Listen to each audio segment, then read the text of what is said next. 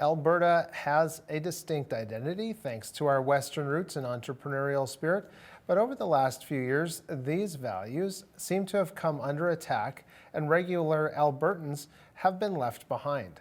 Politicians touting big government solutions and appeasement to environmental radicals seem to be hurting our province.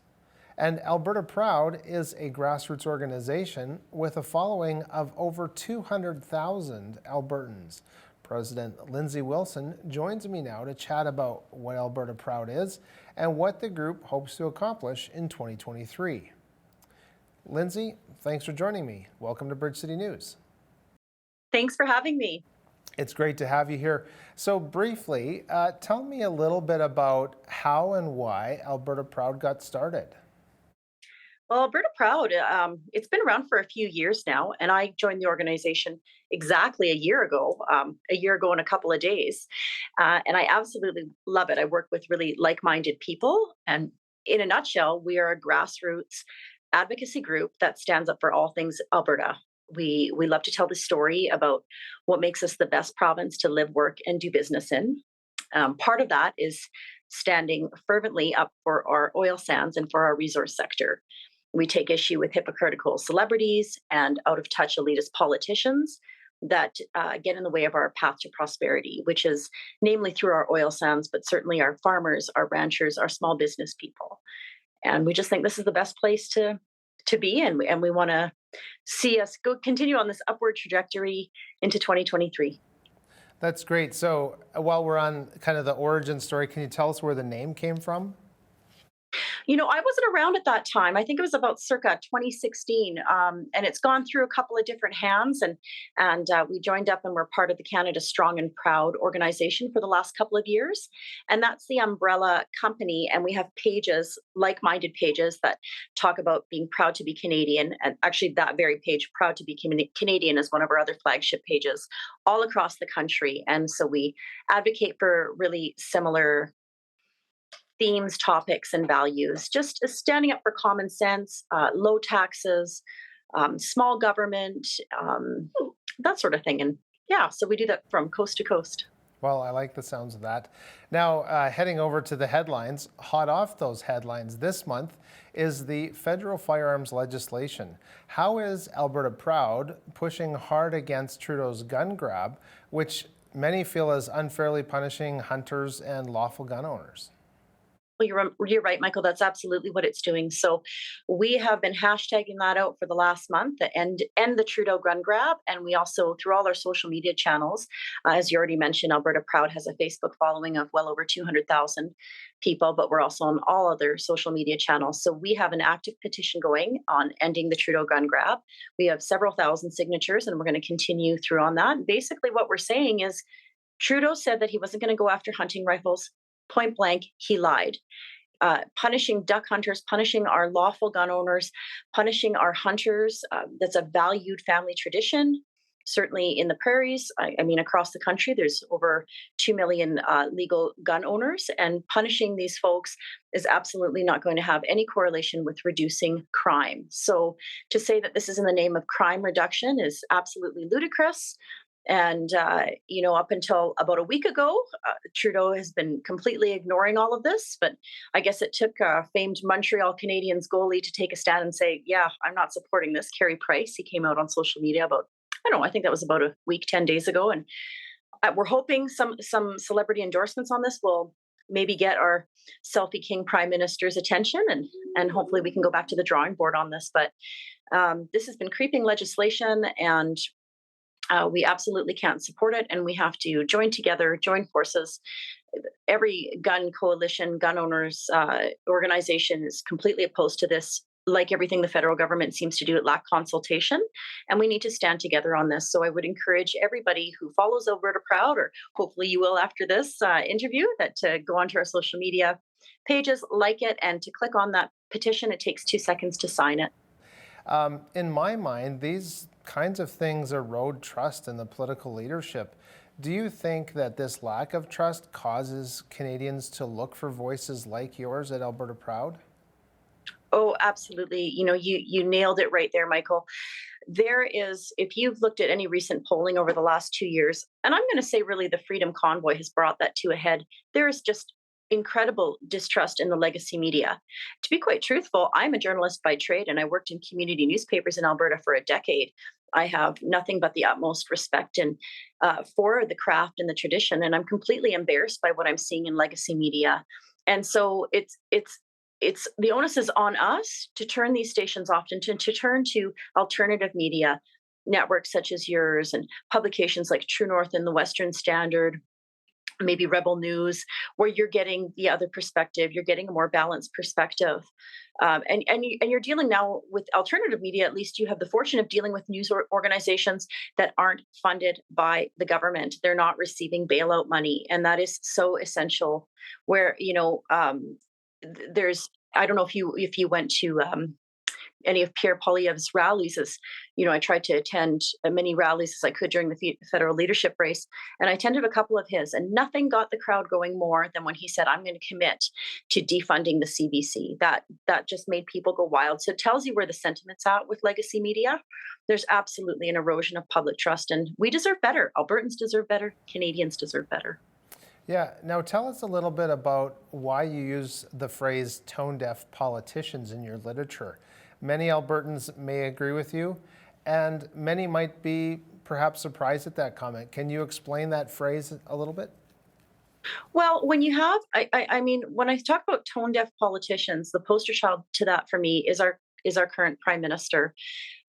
He just continues to make these decisions and that impact Albertans without any consultation. So, case in point is the gun legislation. Like, if we can go back to that one, there's been no consultation, and all you have to do is talk to the grassroots groups and the coalitions and the gun owners, and there's been no consultation with them. Another really good example is last summer we took a hard stance and ran our back off our beef campaign. I'm not sure if you recall, but Trudeau and what we call the liberal elites decided that we should launch this. That Canada should be putting Surgeon General style warning labels. They were not ingredient listings, let's be clear. Surgeon General style warning labels on our best in the world Canadian beef, on our Alberta beef. And we took a stand and said, absolutely not. That's a big part of what we do here in Alberta and in Saskatchewan. Of course, there was nothing to go after the dairy industry, ironically, and we took a big stand on that. We were joined by other groups, Canadian cattlemen's as well, saying this completely lacked consultation. And so now they've backed off for now. We'll see what happens. But he just keeps doing these things. There's another one that's going on right now up in Athabasca in the north that they want to turn public lands into a Métis settlement without consulting the Métis people, who, to my knowledge, aren't even in support of it, and to turn all these lands, like to ban it from any oil and gas, any recreation, completely change how the people in the north of this province can live, work, recreate with absolutely no consultation. So how can you that is the definition of tone deaf. If you're not consulting with the very people whose decision making you're going to impact their lives directly, that's tone deaf right there. And I think we just keep seeing that from the federal liberals. Yeah, well, and speaking of listening to the populace, what are you hearing, maybe specifically from your social media followers, as to what is important for them? Well, they want politicians who will listen. What we're hearing a lot on Alberta Proud is a lot of we all know that the Alberta Sovereignty Act, or we'll call it by its proper name, the Alberta Sovereignty Act within a united Canada. And of course it was named that because there's a lot of myths going around in the media right now that the Sovereignty Act, which has been passed now and it is law now, that it's about separating from Canada. And that's absolutely not the case. The Sovereignty Act does not give us the legs to separate from Canada. It's not unconstitutional, does not defy the Constitution, and it doesn't give Premier Danielle Smith's cabinet sweeping powers. It's really a shame that the official opposition, the NDP, and the legacy media have spun this narrative that it's a bad thing. I mean, Saskatchewan's doing it. They launched the Saskatchewan First Act last month. Quebec's been doing it since the beginning of time. And so all this does is it gives Alberta the legal framework. It gives us the legs to stand up to Ottawa. And I think that's a good thing. And what we're hearing from most people through Alberta Proud is they want the same thing. So I think some people get afraid when they're seeing this, the media headlines, and they're seeing this false narrative that's being spun, saying it's a bad thing and that it's radical, and there's absolutely nothing radical about it. This is a really good thing. We stand for Alberta autonomy.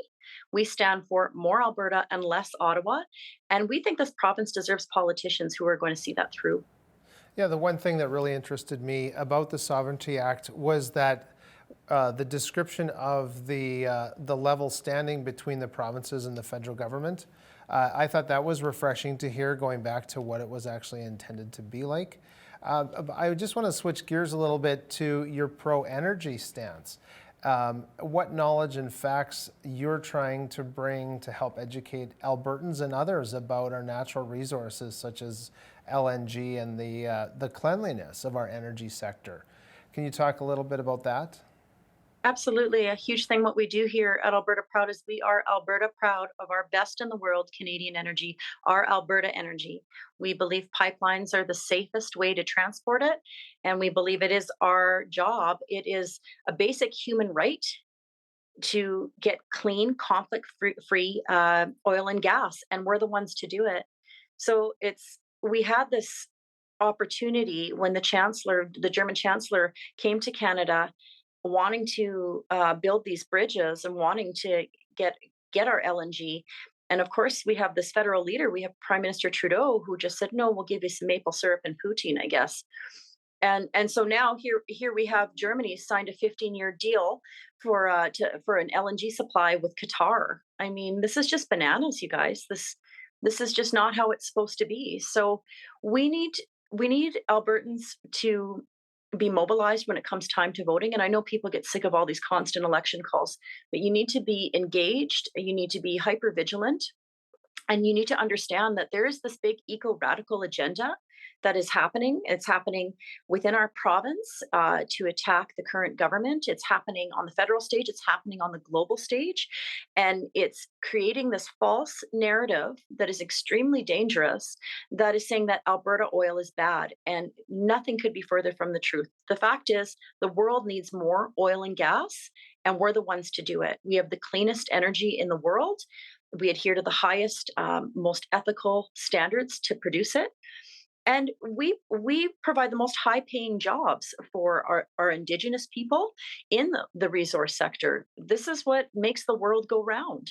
And I think that through carbon tech, there's lots of innovation happening where we're getting cleaner and we're getting greener all the time.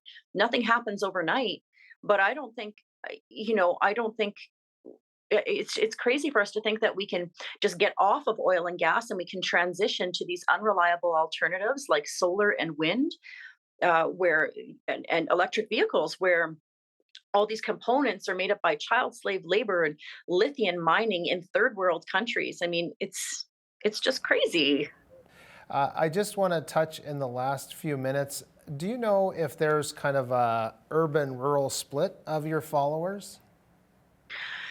So yes, there is an urban rural split of our followers. I don't have the exact numbers from you, certainly. I think a lot of our messaging does relate with rural, but I think some urban people are forgetting that they have rural roots, and that they the things that make Calgary a great, and the things that make Edmonton great are the things that make all Alberta great. I mean, we should be proud of our Western heritage and our roots. We should be proud that we host the greatest outdoor show on earth, that we have such a vibrant rodeo circuit, and we have great trails and small town hockey and all these kind of things. Like, we all are very Canadian, and I think we all relate on the same levels. I think politically, what we're seeing a rural urban divide. And I think that's happening at the provincial level, certainly a lot more. I think you can say that the current government resonates with a lot more rural Albertans. And then there's a little bit more of a divide with the official opposition and the UCP party in the urban centers. So it'll be interesting to see how that plays out. But I don't think that those politicians and those elected officials in those areas need to sell their roots. I think they just need to tell their story better. Right. So, how can Albertans get to know more about your organization and maybe your events that might be coming up?